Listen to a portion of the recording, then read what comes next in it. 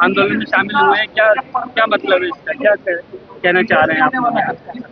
देखिए, मतलब ये है कि जो हमारा महाबोधि विहार है उसको मुक्त कराने के लिए आंदोलन है। और ये आंदोलन आज से ही नहीं है, 400 दिन से हो रहा है। और पूरे भारत में ही नहीं, पूरी दुनिया के अंदर ये मैसेज है कि भारत में एक ऐसी सरकार है, ऐसे लोग हैं कि दूसरे के धर्म के मंदिर पे कब्जा करके बैठे हुए हैं, केवल चंदे की लड़ाई के लिए, केवल चंदा लेने के लिए। चंदा का नहीं, आस्था है उनकी इसमें। नहीं नहीं, केवल चंदे। अगर आस्था हो, ये तो आरोप आपके अगर हैं। भगवान बुद्ध में किसी की आस्था है, गैर बौद्धों की, चाहे वो सिख हो, चाहे ईसाई हो, चाहे मुस्लिम हो, चाहे हिंदू हो, चाहे सनातनी हो, चाहे कट्टर अपने आप को जो कहते हैं, वो एक एक स्टेचू अपने घर में लगाएं।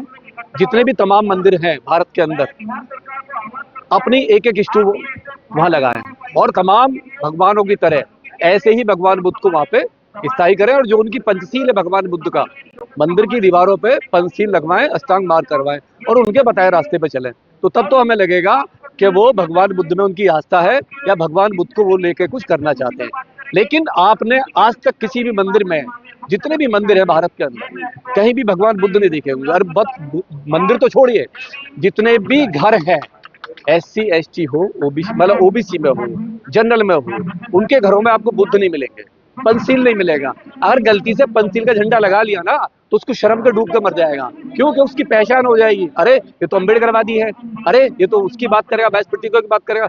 सवाल ये जो पंचशील है ना, ये एक जागरूक है, ये एक ऐसा झंडा है जो मानवता का संदेश देता है, जो शांति का मतलब वो देता संदेश देता।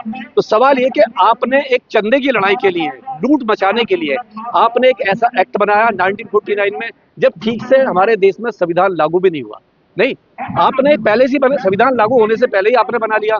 और बाबा साहब ने उसी टाइम पे बहुत विरोध किया, नेहरू का विरोध किया, सरकार का विरोध किया, कहा कि ये जो मुद्दा है, जो आप एक्ट बना रहे हो, या तो इस कमेटी में सारे बौद्धिस्ट होने चाहिए, नहीं है। लेकिन आपने ऐसा नहीं करा। 5 लोग आपने उसमें नॉन वो रख दिए बौद्ध, 4 लोग उसमें बौद्ध रख दिए। तो जो डिसीजन होगा उसमें भी एक आपने डीएम रख दिया, और डीएम भी आपने शर्त लगा दी कि डीएम जो होगा हिंदू ही होगा, मुस्लिम नहीं होगा। यानी एक वोट का अधिकार उसको भी हो गया। तो सवाल ये है कि जब सारा कुछ आपने गैर उनको दे दिया, बौद्धों को दे दिया, तो फिर तो आपने कब्जा कर लिया एक इतनी बड़ी धरोहर पे। सम्राट अशोक को आपने लिया नहीं। सम्राट अशोक का कभी नाम देखा आपने? भारत के अंदर सम्राट मतलब सम्राट चक्र जरूर दोगे आप, वीर चक्र देते हैं, जवान जब हमारा शहीद हो जाता है, जब वीरता का काम करता है, सम्राट देते ना। पंचशील की बात आप नहीं करते, सम्राट अशोक की कभी बात नहीं करोगे। लेकिन सम्राट अशोक के जो लाटे हैं, जो हमारा सीधा ये कि जो हमारा इतिहास है, जो सम्राट अशोक का इतिहास है, भगवान बुद्ध का इतिहास है। देखिए क्या है, भगवान बुद्ध ने कभी भी चंदे की बात नहीं करी। चंदे से वो तो राजा थे, एक आदमी राजपाट छोड़ के, नहीं वो तो जंगल में आ गया, तो उसको चंदा क्यों चाहिए? उसके अनुयायी तो गैर बौद्धिस्ट है, वो चंदे के वजह से है। देखिए, मैं नहीं कह रहा, आप पूरी भारत में जाइए, दुनिया में जाइए, जहां भी इनके मंदिर है, चढ़ावा लंबा चढ़ता है, मशीनें आती है नोट गिनने के लिए, चांदी सोना उससे तोला जाता है तराजू से, नहीं है। और भगवान बुद्ध के यहाँ तो कुछ होता नहीं है ऐसा, इनका तो खाना भी बड़ा मुश्किल से हो जाता है। सवाल ये कि अगर आपको भगवान बुद्ध में आस्था नहीं है, तो आपने कब्जा क्यों कर रखा है? नहीं, जिस तरीके से आपने राम मंदिर का आपने लिया, आस्था के नाम पे आपने एक 7 दिन का जजमेंट दे दिया। सरकार आपके साथ नहीं, नेता आपके साथ नहीं, जनता आपके साथ नहीं, बौद्ध भिक्षु सारे बटे हुए हैं, तो फिर कैसे जीतोगे लड़ाई? देखिए, जब धर्म की बात आती है तो सारे लोग एक हो जाते हैं। कहाँ एक हो जाते? अभी 14 अप्रैल आया, 14 अप्रैल पे जो बाबा साहब को नहीं मानता वो सब साथ में खड़ा हो गया, वो झंडा लेकर खड़ा हुआ है, वो जयंती मना रहा है। सवाल ये कि अगर वो 1000 टुकड़ों में बटाव भी है, तब भी उसका अलग शेख ही है, BTMC एक्ट डाल दो, एक ही है, अलग अलग नहीं, बटा कुछ भी नहीं है। अरे एक कट्टर CGI आई थे, वो भी अपने आप को बौद्धिस्ट बताते थे, अम्बेडकरवादी बताते थे, वो भी धीरेन्द्र शास्त्री के चरणों में। देखिए क्या है, बाबा साहब ने पहले ही कहा था कि मुझे धोखा देने वाले जो है वो मेरे पढ़े लिखे लोग हैं। जिस तरीके बाबा साहब ने 14 लोगों को डिप्रेस क्लास को बाहर पढ़ने भेजा, जनरल वालों से छीन के सीटें दी, और उनमें कितने लोग वापस आए? एक आदमी वापस आया, 13 तो वहीं रह गए। सवाल ये कि बाबा साहब को धोखा देने वाले कौन लोग थे? यही लोग थे, पढ़े लिखे लोग थे। धोखा दे रहे। अगर गवई साहब ने 22 प्रतिज्ञाएं पढ़ी होती, या बाबा साहब से धम्म की दीक्षा ली होती, या भगवान बुद्ध के रास्ते पे होते, सम्राट अशोक के रास्ते पे होते, कबीर के रास्ते पे होते, संत रविदास के रास्ते पे होते, गाड़गे के रास्ते पे, तो पेरियार के रास्ते पे होते, तो वो आदमी कभी भी पर्ची निकलवाने एक ढोंगी पाखंडी के पास नहीं जाता। क्या क्वालिफिकेशन है?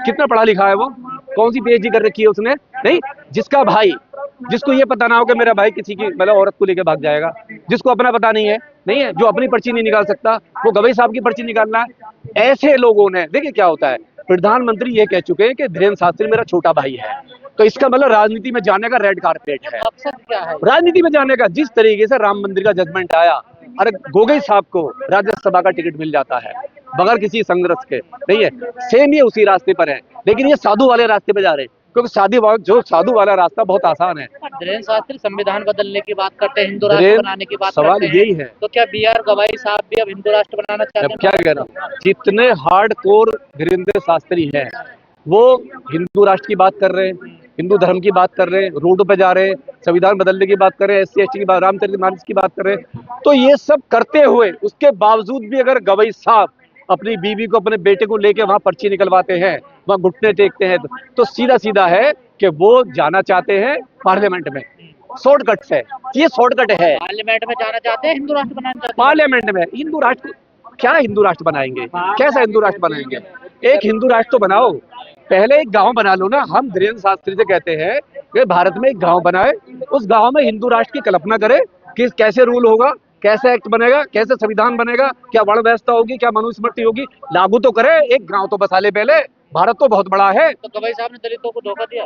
नहीं, ये अपने आप को धोखा दे रहे हैं, बाबा साहब को सवाल ये है ना, ऐसे लोग एक ही नहीं है, तमाम ऐसे लोग हैं भारत के अंदर, तमाम ऐसे लोग हैं, जितने भी पॉलिटिशियन हैं, इनकी रीढ़ की हड्डी तो होती नहीं है। अभी आपने देखा, जो बाबा साहब को नहीं जानता ना, जो रात के अंधेरे में बाबा साहब की मूर्तियां तोड़वाते हैं, राहुल गांधी जय भीम कर रहा, सवाल ये, राहुल गांधी जय भीम कर रहा। कभी देखा होगा आपने कि जिस इंदिरा गांधी ने, जिस नेहरू ने, जिस गांधी ने बाबा साहब का इतना विरोध करा हो, नहीं है, बाबा साहब को मरने के छोड़ दिया हो, आज उसका पोता जय भीम कर रहा है, नीले झंडे की बात कर रहा है। क्यों?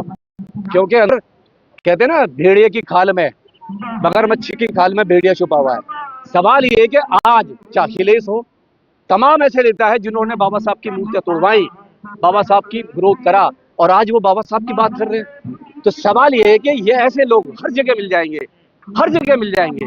और ये देखिए, हमारे समाज को देखना है कि हर नीले झंडे वाला आदमी 22 प्रतिज्ञा वाला नहीं होता। आप तो बड़े खुश हो रहे कि गवाई साहब CJI बन गए हैं, बुद्धिस्ट सुनवाई होगी, लेकिन मैं इतना ही खुश हुआ जैसे द्रौपदी राष्ट्रपति बनी और आदिवासी जो नाच रहे थे ढोल धमाके पे, थरक रहे थे। 2 साल हो गए मणिपुर को जलते हुए, 2 साल। अभी मध्य प्रदेश में जल समाधि हो रही है, जल आंदोलन हो रहा है, मौत का आंदोलन हो रहा है, वो आदिवासी हैं, यही राष्ट्रपति है, यही राष्ट्रपति है। आदिवासी मारे जा रहे हैं, जलाए जा रहे हैं, क्या हो रहा है? राष्ट्रपति ने कभी आई सामने, कभी बात करी कि क्यों हो रहा है, महिलाओं के साथ में क्यों हो रहा है? सवाल यह है कि चाहे राष्ट्रपति बना दो इनको, नहीं, अगर RSS की पिच पे खेलेंगे जाके, चाहे गवई हो, चाहे हमारे राष्ट्रपति हो, तो इनकी जो कौम है ना, जो ताली बजाने वाली जो है, इनका सत्यानाश करेंगे, इनको नरक के मुख में लेकर फर्जी बुद्धिस्ट में BR गवाई कहते हैं हमने तो बाबा साहब के साथ 22 प्रतिज्ञा, अगर 22 प्रतिज्ञा लेने के बाद में बाबा बागेश्वर धाम से पर्ची निकलवाता है कोई भी आदमी जाके, तो उससे बड़ा फर्जी, पाखंडी, धोखेबाज नहीं हो सकता। सवाल ये कि आप ना तो बाबा साहब के साथ हो, ना पेरियार के साथ हो, ना भगवान बुद्ध के साथ हो, ना सम्राट अशोक के साथ हो, आप किसी के भी साथ नहीं हो। आप केवल आपको कुर्सी